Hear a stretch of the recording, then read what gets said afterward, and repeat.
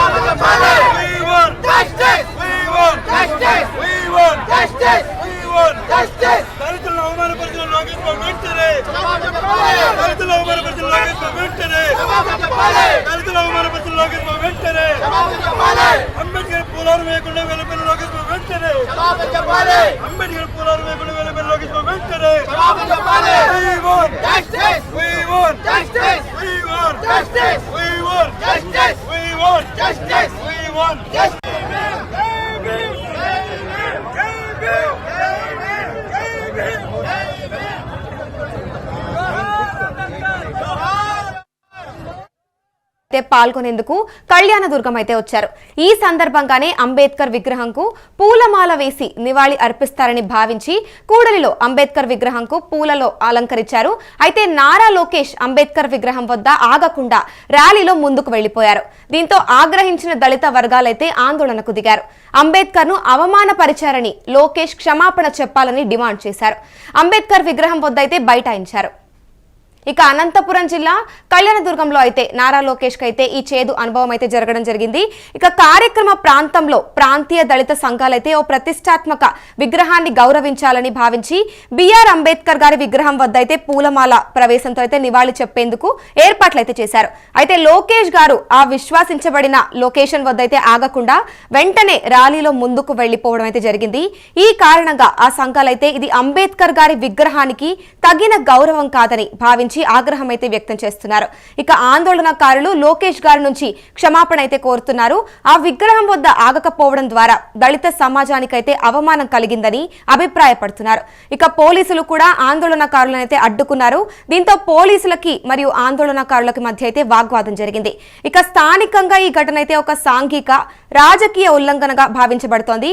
ఒక యువ రాజకీయ నాయకుడు ముఖ్యంగా దళిత సామాజిక భావోద్వేగాలను కూడిన ప్రాంతంలో ఇటువంటి చర్య తీసుకోవడం అయితే చాలా బాధాకరంగా అయితే భావిస్తున్నారు.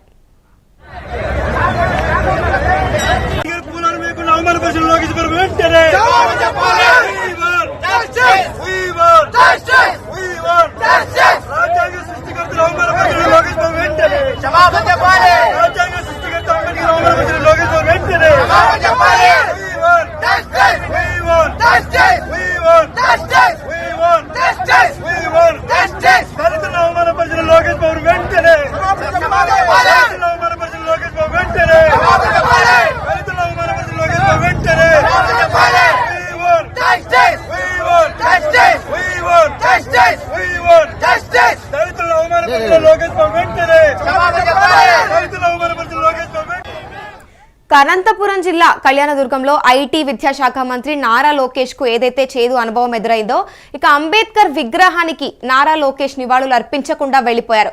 దీంతో లోకేష్ తీరుపై అయితే దళిత సంఘాలు పెద్ద మొత్తంగానే ఆగ్రహం వ్యక్తం చేస్తున్నాయి. ఇక నారా లోకేష్ కు వ్యతిరేకంగా నిరసన కూడా వ్యక్తం చేశారు. లోకేష్ క్షమాపణ చెప్పాలి అని కూడా డిమాండ్ చేశారు.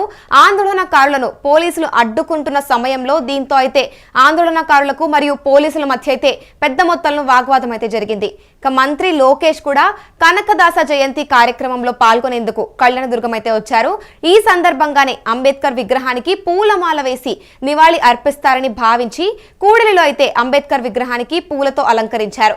అయితే నారా లోకేష్ మాత్రం అంబేద్కర్ విగ్రహం వద్ద ఆగకుండా ర్యాలీలో ముందుకైతే వెళ్లిపోయారు. దీంతో ఆగ్రహించిన దళిత వర్గాలైతే ఆందోళనకు దిగారు. ఇక అంబేద్కర్ ను అవమానపరిచారని లోకేష్ క్షమాపణ చెప్పాలని డిమాండ్ చేశారు. ఇక అంబేద్కర్ విగ్రహం వద్ద కూడా బైఠాయించారు.